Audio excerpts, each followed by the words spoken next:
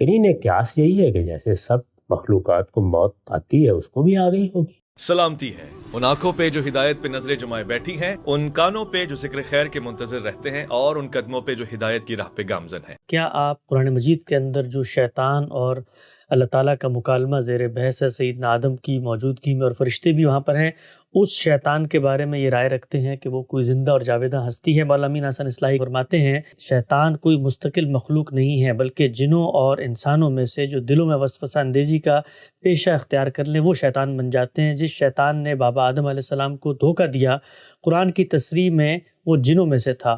جو لوگ اس کے مستقل مخلوق اور زندہ اور جاوید ہستی سمجھتے ہیں، میں ان کے اس خیال سے اتفاق نہیں کرتا۔ کہ آپ کی بھی یہی رائے ہے کہ وہ جو اصل شیطان تھا وہ کہیں گم ہو چکا ہے اور اب اس کا نظریہ ہے جو لوگوں نے اپنا لیا ہے؟ جو بات استاد امام نے کہی ہے وہ اصول میں بالکل ٹھیک ہے۔ شیاطین جن شیاطین انس، یعنی انسانوں میں سے شیاطین، جنوں میں سے شیاطین، یہ قرآن نے صراحت کر دی۔ جو سورہ ناس آپ پڑھتے ہیں، چھوٹی سی سورہ ہے، اس میں کیا کہا ہے؟ من الجنت والناس، یہ شیاطین انسانوں میں سے بھی ہوتے ہیں، جنوں میں سے بھی ہوتے ہیں۔ تو شیطان تو ایک اسم صفت ہے۔ اچھا، سورہ بقرہ کی بالکل ابتدا میں جو یہود کے بڑے بڑے رہنما ہیں اور جو مجلس لگا کے بیٹھے ہوئے ہیں، ان کے بارے میں کہا ہے خلو الی شیاطینہم۔ شیطان کا لفظ، طاغوت کا لفظ، یہ ایک ہی معنی کے الفاظ ہیں۔ اللہ تعالیٰ کے مقابلے میں جو بھی سرکش ہو جائے، جنوں میں سے ہو جائے، انسانوں میں سے ہو جائے، وہ سب شیاطین ہی کہلاتے ہیں۔ ابلیس البتہ جن کا نام ہے جس نے سیدنا آدم کو سجدہ کرنے سے انکار کیا اور پھر یہ کہا کہ میں اب آدم کے خلاف جنگ کی ابتدا کر رہا ہوں، تو اس کا نام ہے۔ وہ کیا زندہ ہے، مر گیا، کوئی بھی نہیں جانتا۔ قرین قیاس یہی ہے کہ جیسے سب مخلوقات کو موت آتی ہے اس کو بھی آ گئی ہوگی۔ یہی بات استاد امام نے لکھی ہے اور اس کا مشن البتہ قیامت تک کے لیے جاری ہے۔ اگر ہم سبھی جو پتھر مارتے ہیں وہاں رمی میں، وہاں اندر کوئی بھی نہیں بیٹھا ہوا؟ شیطان کی علامت بنائی گئی ہے۔ سارا حج اصل میں ہمارے اللہ تعالیٰ کے ساتھ تعلق کا علامتی اظہار ہے۔ شیطان کی اور رحمان کی جو کشمکش دنیا میں برپا ہے، اس کو ایک علامت میں وہاں ہم بیان کرتے ہیں۔ پورا حج اصل میں شیطان کے خلاف، یعنی شیطان تو ایک سرکشی کی تعبیر ہے، شیطان کے خلاف جہاد کی تمثیل ہے پورا کا پورا حج۔ آپ لبیک لبیک کہتے ہوئے جاتے ہیں، آپ پروردگار کی بارگاہ میں حاضر ہوتے ہیں، اس کے بعد آپ دعا کرتے ہیں عرفات میں، مزدلفہ میں، اور پھر آ کے شیطان پر سنگباری کر کے اعلان کر دیتے ہیں کہ میں پوری زندگی میں بھی یہی کام کرتا ہوں۔ نفرت کا اظہار تو یہ علامتی اظہار ہے۔ نقطہ بالکل واضح ہو گیا۔ ہم صاحب کے ساتھ سوال جواب کے سلسلے میں حاضر خدمت تھے، وقت یہاں پہ ختم ہوتا ہے، دوبارہ انشاءاللہ آئیں گے۔ سر، ہمارے معاشرے میں ایک بچے کو ابتدائی سے خدا کا کچھ نہ کچھ تعارف حاصل ہو جاتا ہے، شروع میں والدین سے، پھر اسکول میں، مساجد میں، اور پھر خدا اگر توفیق دے تو قرآن مجید پڑھ کر، اساتذہ سے کچھ سیکھ کر، خدا کی صفات، اس کی سنن جان کر ایک شخص کسی نہ کسی درجے میں خدا کی پہچان حاصل کر لیتا ہے۔ مگر اس کے برعکس شیطان کے حوالے سے یہ کام نہیں ہوتا۔ اکثر ہمیں یہ نہیں پتہ ہوتا کہ شیطان کون ہے، وہ ہمارے ساتھ کیسے معاملات کرتا ہے، اس کی کیا حدود ہیں۔ ہم اس بات کا کیسے تعین کریں کہ آیا کہ کوئی کام ہم اپنے خواہشات، جذبات کی رو میں بہہ کر رہے ہیں یا شیطان کی اس میں کوئی در اندازی ہے۔ اور چونکہ ہم یہ چیزیں نہیں جانتے تو اس سے کچھ مسکنسیپشنز کریٹ ہوتے ہیں ہمارے ذہنوں میں، اور جب ہمیں یہی نہیں پتہ ہوتا کہ ہمارے مد مقابل کون ہے تو ہم اس کا مقابلہ بھی درست طریقے سے نہیں کر پاتے۔ تو میں یہ چاہتا ہوں کہ آج آپ شیطان کے حوالے سے کچھ گفتگو کر کے اس کا ہمیں کچھ تعارف دیں۔ لفظ شیطان ایک اسم صفت ہے، یعنی یہ کسی خاص شخص یا خاص مخلوق کا نام نہیں ہے، یہ اسم صفت ہے۔ وہ لوگ جو خدا کے مقابلے میں سرکشی اختیار کر لیں، ان کو عربی زبان میں شیطان بھی کہا جا سکتا ہے اور طاغوت بھی کہا جا سکتا ہے۔ وہ بھی طغیان سے ہے، یہ شیطان ہے۔ تو سرکشی اور تمرد اختیار کرنے والوں کے لیے یہ اسم صفت یا ایک ایڈجیکٹو ہے جو عربی میں استعمال ہوتا ہے۔ ٹھیک ہے۔ تمرد اور سرکشی میں اختیار کروں، آپ کریں، کوئی انسان کرے، کوئی فرشتہ کرے، کوئی جن کرے، سب کے لیے استعمال ہو سکتا ہے، اور قرآن مجید میں استعمال ہوا ہے، سب کے لیے استعمال ہوا ہے۔ تو اس لیے شیطان کو کوئی الگ مخلوق نہیں سمجھنا چاہیے اس طرح سے۔ یہ تو ایک صفت ہے، جس میں بھی پیدا ہو جائے گی اس کو شیطان کہا جا سکتا ہے۔ ہمارے دیہات میں تو گدھے کو بھی کہتے تھے، تو اس لیے یہ ایک صفت کا اظہار ہے، وہ آپ کسی کے بارے میں بھی کر سکتے ہیں۔ اب اس کے بعد ابلیس جس کو کہا جاتا ہے، جی، اس کی حقیقت قرآن سے سمجھ لینی چاہیے۔ یعنی اللہ تعالیٰ نے جب اس دنیا کی ابتدا کی ہوگی تو ہم سے پہلے جو مخلوقات اس میں بنائی گئیں ان میں فرشتے ہیں، ہم نہیں جانتے کب، لیکن بہرحال وہ اللہ کی ایک مخلوق ہے، اور ارادہ و اختیار رکھنے والی مخلوقات میں سب سے بلند تر مخلوق ہے، سب سے برتر مخلوق ہے۔ اس کے بعد جنات ہیں، اور جنات بھی اس لحاظ سے برتر ہیں کہ وہ مادے کی جو انرجی کی فارم ہے اس سے بنائے گئے ہیں۔ ٹھیک ہے، جیسے فرشتوں کے بارے میں بعض روایتوں سے معلوم ہوتا ہے، خاص طور پر جو قدیم صحائف کی روایتیں ہیں، کہ وہ اسی مادے کی نور کی صورت ہے اس سے بنائے گئے۔ قرآن مجید سے یہ معلوم ہوتا ہے کہ اللہ تعالیٰ کی طرف سے دو چیزیں صادر ہوتی ہیں جس سے تخلیق کا عمل شروع ہو جاتا ہے، ایک قول اور دوسرے روح من ہو، تو فرشتے اور روح ہیں۔ ٹھیک ہے، بہرحال یہ تینوں مخلوقات اس دنیا میں رہی ہیں، یعنی اس کے بعد انسان بنا دیے گئے۔ تو انسانوں کو جب اس دنیا میں زندگی شروع کرنے کے لیے کہا گیا تو اس میں ایک امتحان برپا ہوا۔ وہ امتحان کس لیے برپا کیا گیا؟ قرآن مجید میں جہاں جہاں اس کا ذکر ہوا ہے، تدبر کرنے سے معلوم ہوتا ہے کہ خود آدم کی یا انسان کی تربیت کے لیے منعقد کیا گیا، اس کو تعلیم دینے کے لیے۔ امتحان یہ تھا کہ اللہ نے ایک مخلوق بنائی ہے، خلقت کے لحاظ سے وہ سب سے برتر مخلوق نہیں ہے، یعنی فرشتے سب سے برتر ہیں، اس کے بعد جنات ہے، اس کے بعد انسان بنایا ہے۔ اور اگر ترتیب کے لحاظ سے دیکھا جائے تو جو ان کی خلقت کا مادہ بظاہر معلوم ہوتا ہے اس میں بھی یہی واضح ہوتا ہے کہ اسی طرح سے ان کی حیثیت ہے۔ تو برتر مخلوقات کو اللہ تعالیٰ نے حکم دیا کہ وہ اپنے سے اس کمتر مخلوق کے سامنے سجدہ ریز ہو جائے۔ یہ امتحان تھا، اطاعت کا امتحان۔ اطاعت کا امتحان ظاہر ہے کہ اسی طرح لیا جاتا ہے کہ جس میں آدمی کے پاس تمرد کی وجہ موجود ہو، ورنہ تو اطاعت کے کیا معنی ہیں؟ جی، یعنی تمرد کی وجہ یا سرکشی کی وجہ یا انحراف کی وجہ کبھی خواہش ہوتی ہے، کبھی جبلتوں کے وفور سے آدمی یہ کرتا ہے، اور انانیت، اور اسی طرح سے بعض دوسری چیزیں۔ تو فرشتوں نے اس میں اپنی کوئی تحقیر نہیں سمجھی، انہوں نے یہ خیال کیا کہ ہم جیسی بھی برتر مخلوق ہیں، اللہ تعالیٰ کے سامنے ہماری کیا حیثیت ہے؟ ہمیں یہ کہا گیا ہے وہ کسی اونٹ کے سامنے، کسی مٹی کے ڈھیر کے سامنے کہے تو ہم سجدہ ریز ہو جائیں گے۔ انہوں نے کوئی تردد نہیں کیا، سب کے سب جھک گئے۔ لیکن ابلیس تیار نہیں ہوا، اور ابلیس کا نام پرانے صحیفوں میں عزازیل آتا ہے، یہ اسی طرح کا نام ہے جیسے جبریل، میکائیل، اس طرح کے نام ہیں۔ اس موقع کے اوپر اس نے انکار کر دیا اور یہ کہا کہ میں برتر ہوں، اور یہ میرے ساتھ زیادتی کی گئی ہے، اور میری انا کو چیلنج کیا گیا ہے، میں سجدہ نہیں کروں گا۔ تو اللہ تعالیٰ نے اس موقع پر اس کو راندہ درگاہ کر دیا۔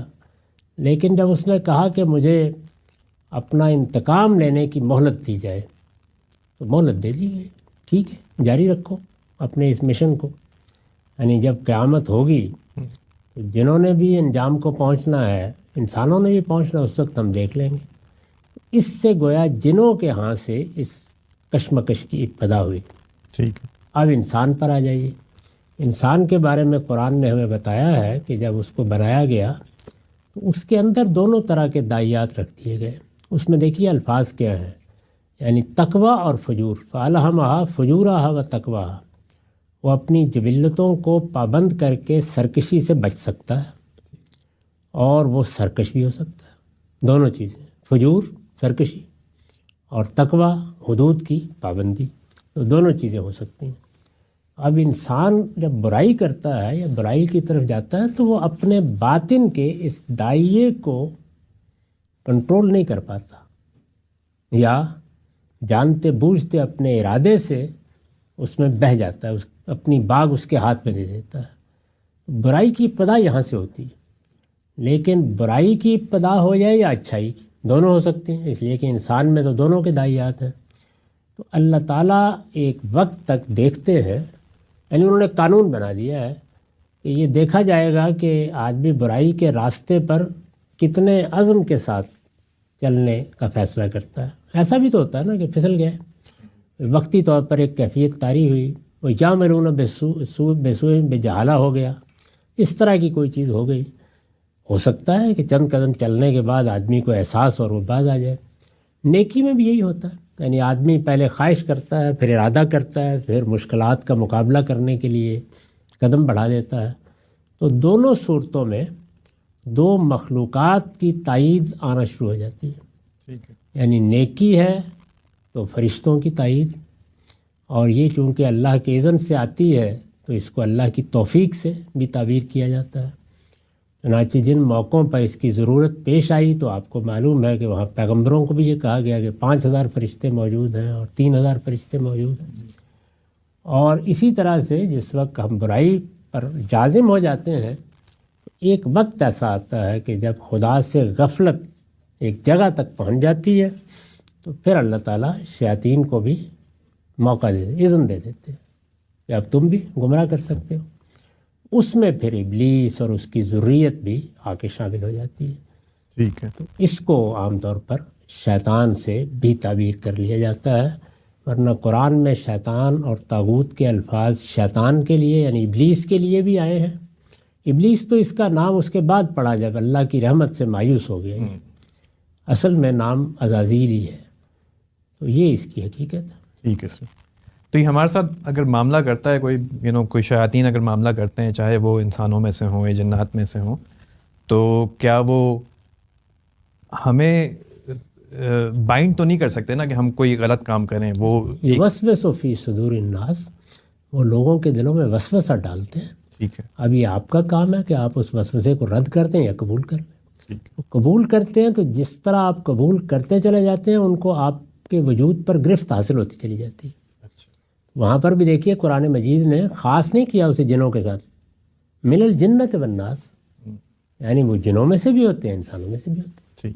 تو شیاطین دونوں طرف ہوتے ہیں. بہت شکریہ، بہت اچھی طریقے سے بات آپ نے واضح کر دی. ہاں جی، السلام علیکم. غامدی صاحب، سوال یہ ہے، یہ میرا دوست ہے، اس کا سوال ہے کہ جب انسان پیدا ہوتا ہے تو جس مذہب میں پیدا ہوتا ہے تو 99% اسی کو فالو کرتا ہے. تو یہ کہاں سے انصاف ہوا کہ جو مسلمان پیدا ہو گئے ان کی تو پرابیبلٹی اتنی ہائی ہے کہ وہ مسلمان رہیں گے اور وہی جنت میں جائیں گے. تو یہ کوئی اللہ میاں جب اپنے آپ کو حاکم کہتا ہے تو یہ کوئی ایسا جوڈیشل فیصلہ تو نہیں لگتا اس کو، ایٹ لیسٹ دانش کو نہیں لگتا. اچھا، تو اسی سے میرا سوال ذرا جو جڑا ہوا ہے کہ انسان کے دل میں شک تو ہوتا ہی ہے. اب میرے دل میں بھی شک ہوتا ہے کہ صبح فجر پہ اٹھ رہے ہیں، نیند آ رہی ہے، یہ صحیح بھی کر رہے ہیں یا یہ مطلب ہے maybe we are wrong. تو اب جو میرا جو سوال اس سے ریلیٹڈ ہے کہ دونوں سوال کا آپ کو جواب دینا ہے. جو اب میرا سوال آ رہا ہے وہ یہ ہے کہ اب جو شیطان ہے اس نے تو دیکھا تھا جہنم اور جنت، سب کچھ دیکھی ہوئی تھی. اب مجھے بھی اگر کوئی دکھا دے یہ چیز، جنت یہ اور جہنم، اور اللہ میاں مجھ سے ڈائریکٹلی کہہ دیں تو میں کبھی گناہ کروں گا ہی نہیں. تو یہ شیطان کیا پاگل تھا کہ اس نے یہ سب کچھ دیکھ کے بھی اتنا بڑا مطلب ہی جسٹ وینٹ بونکرز؟ یہ کیسے ہو سکتا ہے؟ یہ آپ کے پہلے سوال کے جواب میں یہ عرض ہے کہ یہ ایک متھ ہے جس کو آپ نے بیان کیا ہے. قرآن نے اس کی نفی کر دی. اس نے یہ کہا ہے کہ دنیا میں جو تمہاری گروہ بندیاں ہیں، کوئی اپنے آپ کو مسلمان کہتا ہے، کوئی یہودی کہتا ہے، کوئی نصرانی کہتا ہے، قیامت میں ان کی بنیاد پر کوئی فیصلہ نہیں ہوگا۔ قیامت میں ایک میرٹ مقرر کیا گیا ہے، جو اس پر پورا اترے گا وہ جنت میں جائے گا۔ یہ بات سارے گروہوں کا نام لے کے کہی اللہ تعالیٰ نے، اس میں سب سے پہلے مسلمانوں کا ذکر کیا، ان الذین آمنوا والذین ہادوا والنصارى والصابئین، یعنی ان میں سے کوئی بھی کسی گروہ سے وابستہ ہونے کی بنیاد پر جنت میں نہیں جائے گا۔ بلکہ جب یہود نے یہی دعویٰ کیا، وہ اللہ کی منتخب قوم تھے، تو اللہ تعالیٰ نے فرمایا کہ مجھے ذرا دکھاؤ میں نے کب یہ وعدہ کیا تم سے۔ ذرا سورہ بقرہ کو کبھی سادہ ترجمے کے ساتھ پڑھ لیجئے۔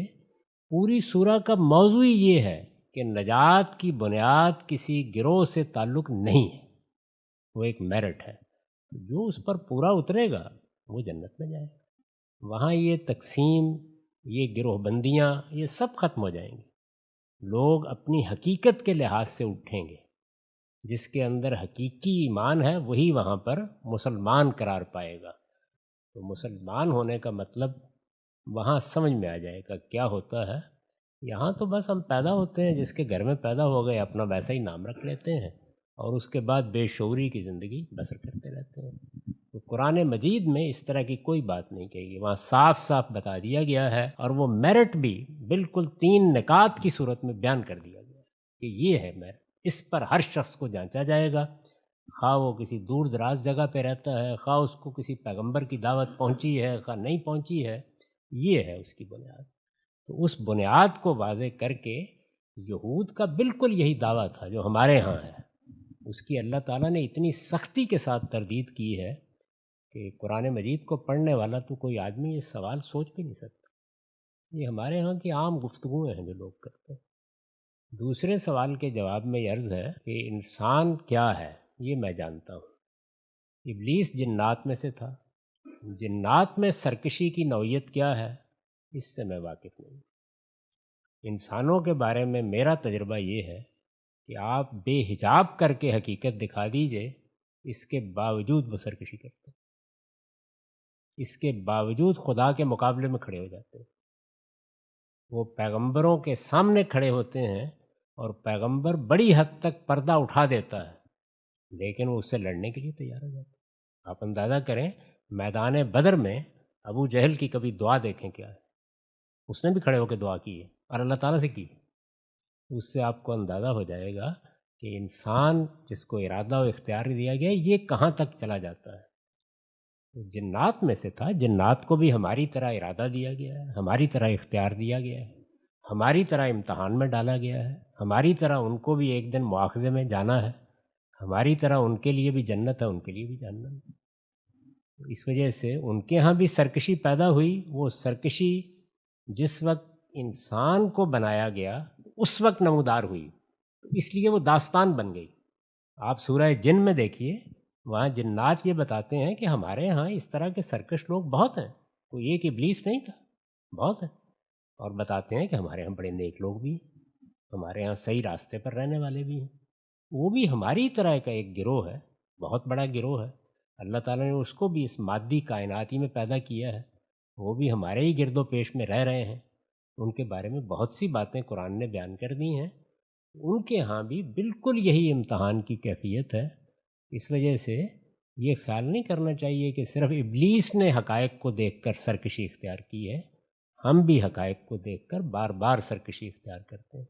آپ ذرا فرعون کی داستان پڑھیے قرآن میں، یعنی ذرا یہ دیکھیے، بائبل کو اٹھا کر دیکھیے کہ اس کے سامنے سیدنا موسیٰ نے کتنا حجاب اٹھا دیے۔ 9 آیات قرآن کہتا ہے کہ نازل ہوئی ہیں، یعنی 9 نشانیاں نمودار ہوئی ہیں۔ وہ نشانیوں کی تفصیل پڑھنے کے بعد رونگٹے کھڑے ہو جاتے ہیں آدمی کے کہ اس کے بعد آدمی کیسے انکار کر سکتا ہے۔ کیا، اور کب مانا؟ جب غرق ہونے لگا۔ تو اس لیے انسان جب ارادے اور اختیار کی مقام پر کھڑا ہوتا ہے تو 2 ہی امتحان ہیں جس میں ہمیں ڈالا گیا ہے۔ انانیت کا امتحان، یہ جو آپ دیکھتے ہیں کہ لوگ فرقوں میں بند ہیں، لوگ تعصبات میں بند ہیں، لوگ مرنے مارنے پر تلے ہوئے ہوتے ہیں۔ اسی طرح تفوق کی یہ جو جبلت ہے، جس کو ایڈلر نے کہا کہ سب سے بڑی جبلت ہے، وہ قوموں میں ظہور پذیر ہوتی ہے، اس کی بنیاد پر نسلیں چڑھ دوڑتی ہیں، ہٹلر اور مسولینی پیدا ہو جاتے ہیں، یہ سب کیا ہے؟ کیا یہ نہیں جانتے کہ دنیا کس اصول پر بنی ہوئی ہے؟ تو اس لیے اس میں کوئی تعجب کی بات نہیں ہے کہ ابلیس نے ایسا کیا. اس کا ذکر اس لیے بہت زیادہ آ گیا کہ بالکل ابتدا ہی میں اس نے سرکشی اختیار، یعنی ہماری ابتدا میں. اس کے ہاں تو اس سے پہلے بھی یہ روایت موجود تھی، لوگ سرکش ہوتے تھے، کیونکہ وہ ہمارے حوالے سے سرکش ہوا تو ہمارے ہاں اس کی داستان قرآن میں بھی بیان ہوئی اور انبیاء نے بھی اس کو بیان کیا ہے. باقی جنت دوزخ اس نے نہیں دیکھی تھی، جنت دوزخ تو ابھی وجود میں آنی ہے، جب آئے گی ہم بھی دیکھیں.